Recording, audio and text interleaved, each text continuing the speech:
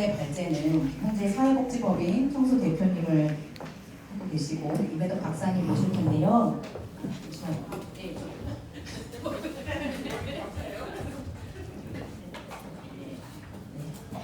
첫 번째 주제는 최정숙 여사와 허분 여사의 교육 이상, AI로 풀어본 허분 이야기라는 주제를 가지고 이배덕 박사님의 발제를 듣도록 하겠습니다.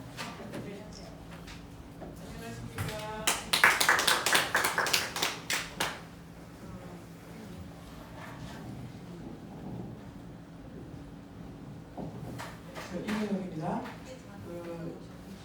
지금 우리가 최정숙상의 제1호 수상 대상자로 되신 허분 할머니의 이런 세미나가 오늘 여기 도의회에서 이렇게 있게 된 점에서 축하드리고 감사드립니다. 지금 신성학원 총동문회 현순화 회장님께서 여기 나오셨습니다. 자, 인사 부탁드립니다. 사실은 현순화 회장님이 최정숙상을 제정하는데 아이디어를 내셨고 그 제정을 하셨습니다. 그 이유를 설명을 하자면 이거 좀 넘겨주실래요? 과연 우리는 허분에 대해서 알지 못했었습니다. 그리고 현순 회장님이 저도 2001년도부터 2002년, 3년도까지 제주도에 여성사 정립이라는 그런 시간이 있었습니다. 그 당시에 자료로 나온 신분 자료에 나오는 여성들은 제주도 여성들은 어떻게 살았을까? 1945년부터 쭉 해서 제주신문, 제남신문에서 저희들이 자료를 정리한 게 여성사 편찬이라는 그런 1, 2, 3권으로 이렇게 편찬이 됐었습니다. 그 당시에. 근데 이제 현순 회장님도 그 당시에 사국장을 하셨고 저도 사국장을 했었는데 그 파트가 여러 차례 나눠졌었어요. 그러니까 자료집에 나타난 제주도 여성의 삶, 그리고 나중에는 또 현재 살아있는 또는 우리가 발굴하지 못한 여성들의 어떤 삶은 어땠을까 해서 새로운 여성의 어떤 삶을 찾아내는 그런 기간이 있었습니다. 그런데 허분 할머니는 그때 발견되지 않았어요. 그래서 현순화 회장님이 그때 왜 우리는 허분 할머니를 발굴하지 못했을까? 당시 2004년도 이전인데 그때는 분명히 생존하셨을 때거든요. 그러나 발굴되지 못했어요. 그런 점에 대해서 저희들이 너무 아쉬워했고 현순화 회장님이 왜 그때 서귀포 지역에서 이러한 인물을 발굴하지 못했을까 굉장히 안타까워하셨습니다. 그래서 다음 페이지 넘어갈게요. 최정숙상을 이렇게 제정하게 됐는데 최정숙 선생님에 대해서는 너무나 잘 알려졌습니다. 우리 독립운동가이고 그리고 신성여학고가 일제강점기에 폐교됐다가 다시 개교하는데 최정숙 선생님이 개교를 하도록 애쓰셨습니다. 그리고 초대 교장을 역임하셨고 제주도 내 교육감, 초대 교육감을 역임하셨는데 한국에서 최초로 여성 교육감이기도 하셨습니다. 그리고 또 이제 우리가 이제 학교 선생님이었지만 더 이상 학교에서 우리 한국어, 우리 조선어를 더 이상 사용하지 못하게 됐을 때 학교에서 내가 교육을 하는 거 의미가 없다. 그래서 차라리 내가 청지기를 들고 오히려 사람의 생명을 살리는데 기여한 게 좋겠다 해서 다시 의사 선생님이 되셨습니다. 그래서 교육자이자 의사였던 독립운동가였던 최정숙 선생님은 우리가 익히 너무나 잘 알고 있고 이러한 정신을 우리 후배들이 제주도의 정말 최고의 어떤 지성이자 최고의 독립운동가 1919년도에 유관순 선생님이 오게 계실 때 함께 계시던 분이시죠. 그래서 이렇게 오랫동안 혼자 독신으로 이렇게 운동을 하셨던 이분을 저희들은 아주 깊이 기리고 있습니다. 그에 대한 어떤 상을 제정했고 제주도 내에 과연 그런 분이 누구일까 숨어있는 인물을 발굴하자라고 해서 여기 현순화 회장님이 그 취지를 충분히 살려서 이 상을 제정했습니다. 그래서 1호 수상자 선정은 2024년 김현숙 회장 당시에 이게 수상을 했고요. 그리고 다음 해에 수상이 됐습니다. 그리고 강동호 의원님은 여기 지금 안 계시지만 제주특별자치도 교육청에서 최정숙 선생 기념 사업 조례를 제정했습니다. 앞으로 이 상이 지금 허근 선생님이 이렇게 1호 수상자가 되셨는데 앞으로 계속해서 숨어있는 인물을 발굴하는데 굉장히 초점을 맞추려고 합니다. 근데 최종 수상 1호 선정의 그 강조 포인트는 뭐냐면은 우리가 보통은 생존자를 수상을 할 때 상당히 정치적인 어떤 영향이 크잖아요. 그래서 정치적인 영향이 커서 거기에 대한 어떤 찬반의 논란도 많고 시시비비가 얽히는 경우가 많습니다. 근데 오히려 돌아가신 분에 대한 어떤 그 평가는 되게 엄격하고 그런 어떤 정치적인 영향이 없기 때문에 오히려 숨은 인재 발굴에 더 중요한 영향을 미칠 수 있다고 생각을 합니다. 그래서 최종수 선생님의 정신을 확산시키고 또한 허근의 어떤 교육사적인 어떤 재조명을 할 필요가 있다. 그래서 이 연구를 했습니다. 다음 페이지요. 그 연구 배경의 문제의식을 찾아봤습니다. 연구 배경은 아까 조금 전에 그 어떤 가치를 확산하고 그 다음에 산남 지역의 여성의 그 교육이 직업 교육이 굉장히 잘 되지 않았을 때 허근 여사가 설립을 이렇게 실천을 했다. 그리고 당시에 어떤 그 생존자 중심이 아니라 아주 엄격한 어떤 생존 여부에 관계없이 이런 숨은 인구를 발견하자라는 그것이 저희들의 연구 배경입니다. 그리고 허근 여사의 숨은 공적은 왜 그렇게 그동안 연구에서 충분히 조명되지 않았을까? 그래서 여기에 좀 아쉽게도 우리가 다 알고 있는 이야기지만 그 이제 삼성학원의 어떤 그 내부적인 어떤 그런 문제 때문에 그랬던 것 같습니다. 그래서 이럴 경우에 오히려 허근 여사가 제대로 숨은 공적이 밝혀지는 것은 또 다른 또 외부의 어떤 역할이라고 생각을 합니다. 산남 지역에서 또 교육사 차원에서도 이거 분명히 밝히고 가야 될 문제라고 생각합니다. 그래서 연구 질문은 과연 어떻게 신뢰성과 공적 신뢰성을 어떻게 검증할 수 있을까 고민을 했습니다. 그리고 그것을 이제 다중 증언하고 세대 간 기억 비교로 해서 교차 검증을 했습니다. 그래서 여러분을 인터뷰를 했습니다. 그다음 두 번째, 허근 여사의 교육 공적과 지역사회 영향 무엇일까? 또 세 번째, 최종숙 상의 그런 어떤 교육사적 또 사회사적 의미는 무엇일까? 이렇게 살펴보겠습니다. 어떻게 검증을 했느냐? 구술사 기반으로 해서 다중 증언 교차 검증을 했습니다. 그 가족 가운데는 그 막내 동서가 계십니다. 지금 그 당시에 94세였어요. 저희들 인터뷰할 92세고 지금도 생존해 계신지는 모르겠습니다만은 재작년에 92세 할머니를 만났는데 그분의 그 인터뷰가 가장 큰 울림을 주셨습니다. 왜 그러냐면은 막내 동서였다고 합니다. 보통 동서지간에는 사이가 좋지 않잖아요. 그래서 큰 동서에 대해서 좋게 말하는 분은 거의 없어요. 그렇죠? 근데 이분은 막내 동서지만 형님을 너무나 존경한다고 했습니다. 뿐만 아니라 그 막내 동서는 남편이 일찍 돌아가셨대요. 그래서 의지할 데가 없었는데 큰형님이 가족을 모두 챙겨주셨다고 합니다. 막내 동생처럼 그런 챙겨주셨고 할머니의 공적을 처음부터 끝까지 상을 받아도 최종숙 상보다 더 큰 상을 받아야 된다고 굉장히 그런 높은 평가를 해서 진짜 이 막내 동서가 이렇게 대단한 이렇게 칭찬하는 것은 정말 보기 드문 어떤 그런 현상이라고 봤습니다. 그 다음에 손녀 중에 한 분을 인터뷰했고요. 학교 내부에서 1회 졸업생들과 그리고 초대 행정실장님 그리고 삼성학원 총동문회 회장단 5분 함께 식사를 하면서 인터뷰를 했습니다. 그리고 어제 외부 정황에서 저희들이 이제 이 선정하는 과정에 조금 이제 좀 어려움이 있었습니다. 그래서 같은 동일주택에 사셨던 어떤 한 분이 여성 단체 활동을 하셨던 분인데 마지막까지 허근 할머니가 굉장히 힘들게 사셨다. 그 같은 어떤 초라한 어떤 집에서 제주은행 관련 빚에 많이 쪼들리면서 사셨다는 그런 증언을 해주셨습니다. 그래서 할머니가 굉장히 많은 공헌을 했지만 말년에는 쓸쓸하게 이렇게 돌아가셨구나라는 생각을 했습니다.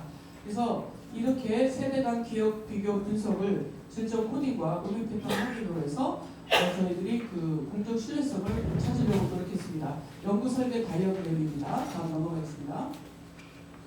그러면 두 번째, 그 허근 여사 공적은 과연 교육 공적과 지역사회 영향이 무엇일까? 제가 이거를 1975년 서귀포 여자 실업고등학교 설립 과정까지 이렇게 그림으로 AI, 여러분 챗GPT 아시죠? AI로 한번 그려봤어요. 그래서 제가 제가 이러이러한 사람을 그려주세요라고 하니까 그렸습니다. 한번 그림으로 보겠습니다. 제가 이제 고 교수님으로부터 이제 귀농약을 했다는, 그리고 다른 분들이 똑같은 말씀을 하시더라고요. 그래서 할머니는 무학이었다. 그리고 글자를 몰랐다. 그리고 글자를 모르신 분이 어떻게 학교를 설립할 수 있었을까? 그래서 10년대일 거예요. 그래서 1922년도에 할머니가 오사카로 갔더라고요. 1922년도는 처음으로 연락선이, 제주도에 연락선이 만들어져서 오사카로 갈 수 있는 어떤 그런 배경이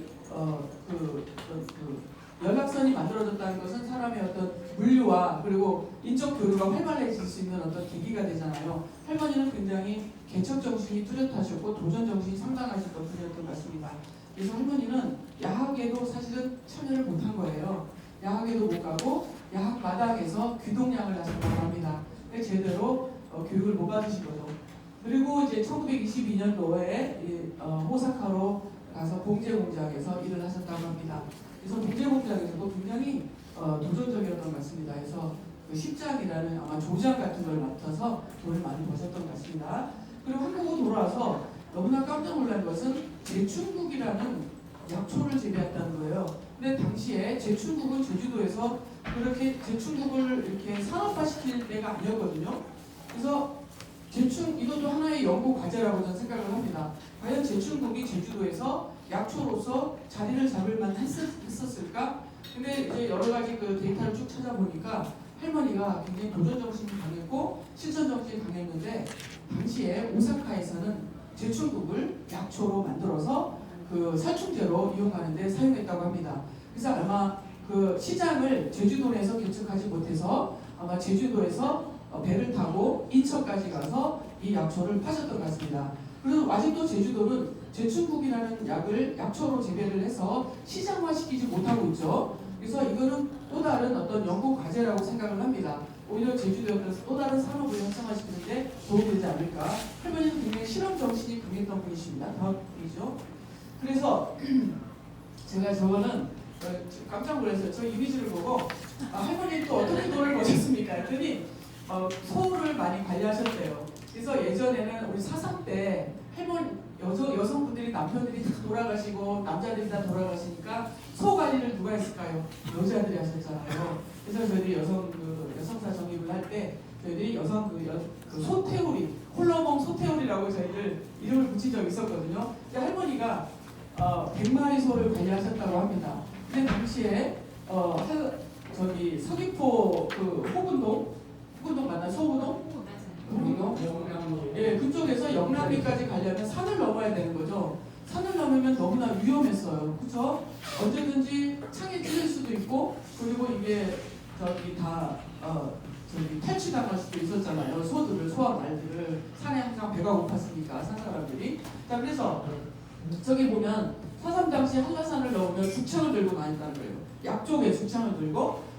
그래서 제가 AI에게 물어봤어요. 이런 그림을 좀 그려줘. 했더니 치마 입은 여성을 펄럭이면서 그리길래 아니야, 제주도는 몸빼를 입어야 돼. 그랬더니 몸빼를 입어서 쫙 그렸습니다. 그랬더니 거의 아마존에스의 여전사처럼 보이지 않습니까?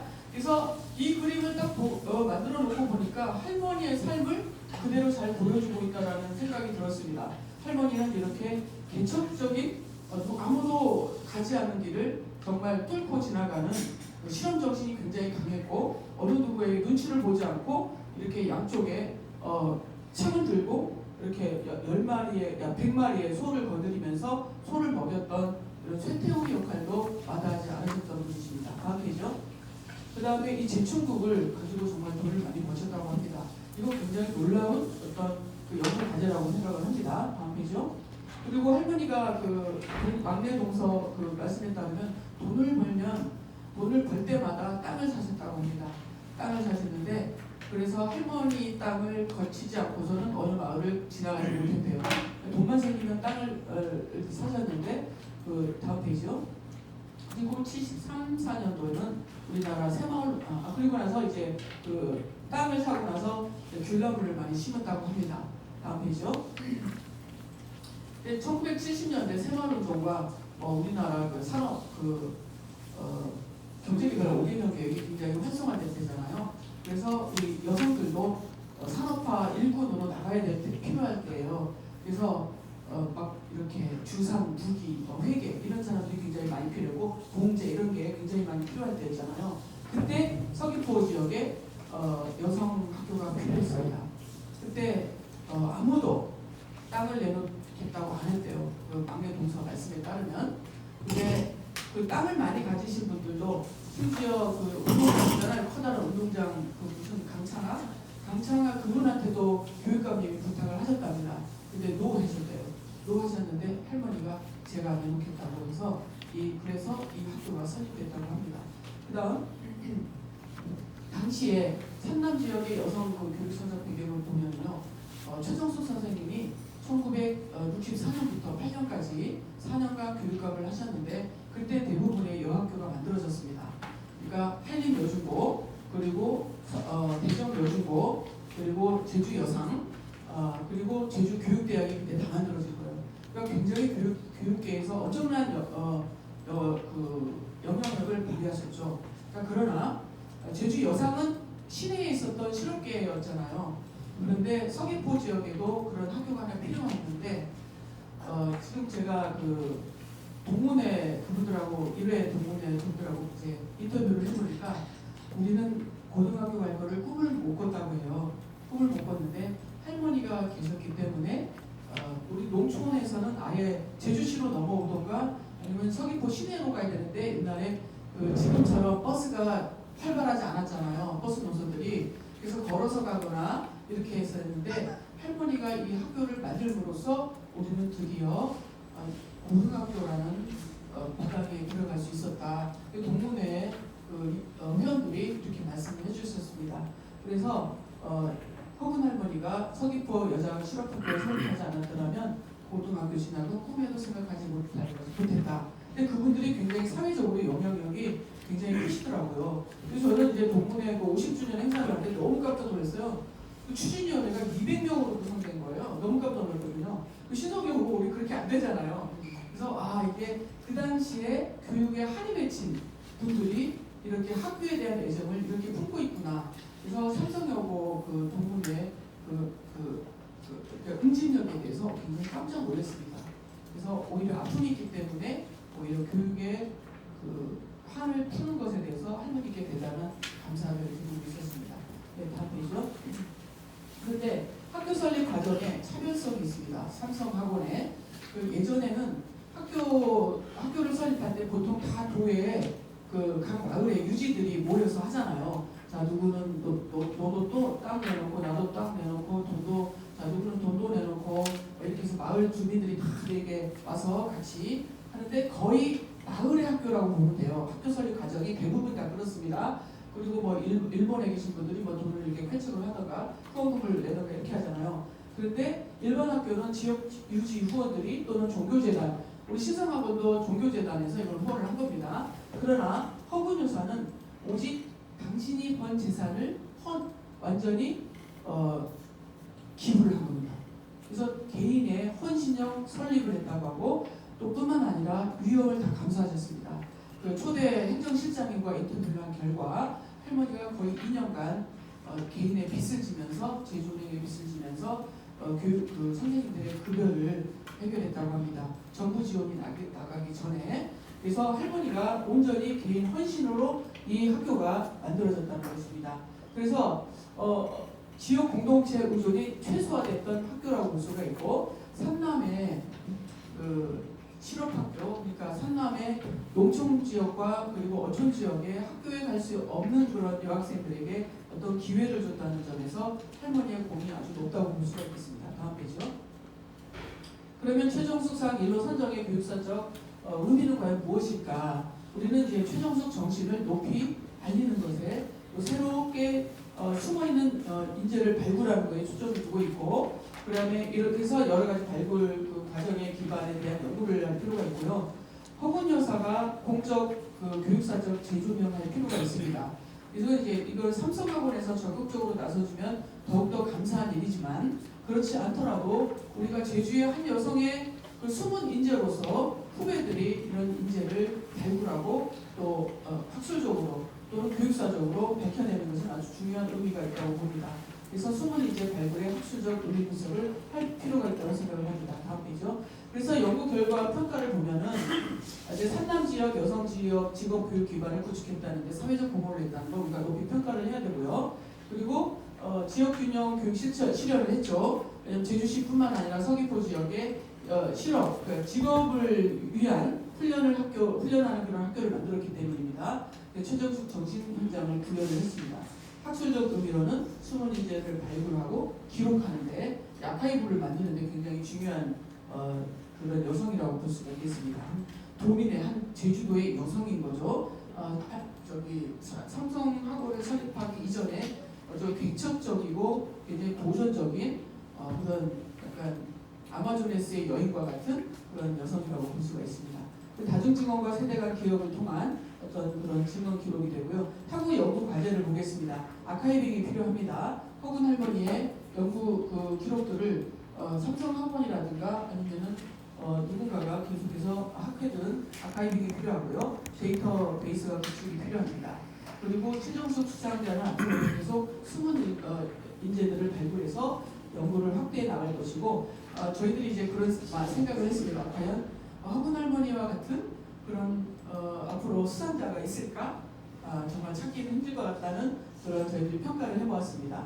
그리고 숨은 인재 발굴과 교육사적 가치 확산을 위한 후속 연구가 필요하고 그리고 제주도교육청에서 지금 조례를 최정숙 기념 사업 어떤 조례를 제정을 했는데 앞으로 최정숙 상이 교육청이나 아니면 도지사의 시상 모델로 확산할 가능성을 찾을 필요가 있겠습니다. 왜냐하면은 지금 유관순 상이 이화여고 동문회에서 시작이 됐거든요. 유관순 상이.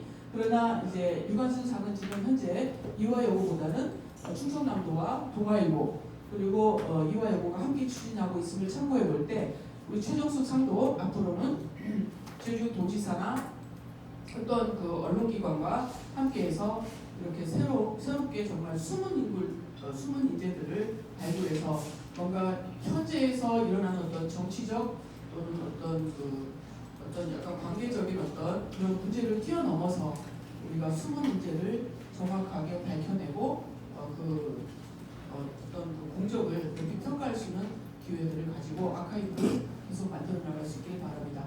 그리고 이상복 우리 의장님도 여기 계시지만 함께 고민을 하셨습니다. 의장님께 다시 한번 깊은 감사드리고요. 감사합니다.